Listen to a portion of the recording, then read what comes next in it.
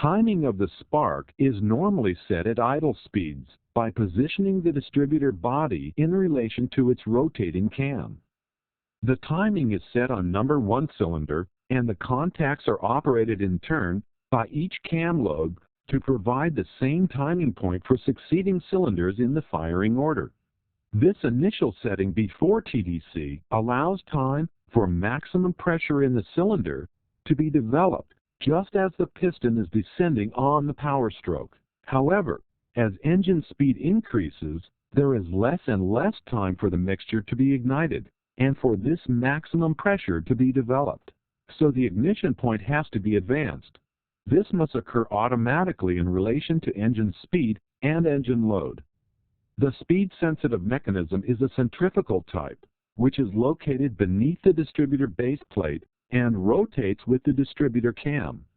As engine speed rises, the flyweights on the advanced mechanism are thrown outward by centrifugal force.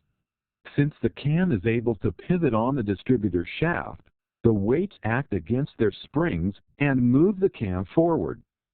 Under these conditions, the quantity of mixture entering the cylinder is reduced, and the air-fuel ratio is set for maximum economy on a lean setting. This type of mixture burns more slowly and therefore must be ignited earlier in the cycle to derive maximum benefit from the fuel. The load-sensitive mechanism is a vacuum advance unit which is operated by intake manifold vacuum via a port on the carburetor or the fuel injection throttle body. The port is connected by a vacuum line to a sealed chamber on one side of a spring-loaded diaphragm. A mechanical link on the other side connects the diaphragm to the distributor baseplate. The baseplate is movable and can be rotated in relation to the distributor body in the opposite direction to the distributor cam rotation.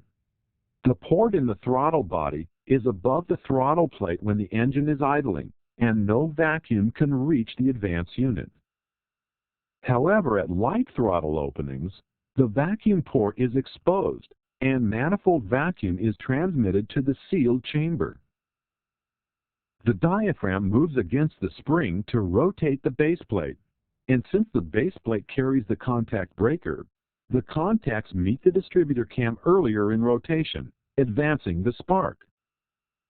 As the throttle is opened wider, there is less vacuum effect in the manifold, and consequently less vacuum advance. At wide open throttle openings, there will be no vacuum advance at all, and ignition advance will be determined solely by the speed-sensitive mechanism.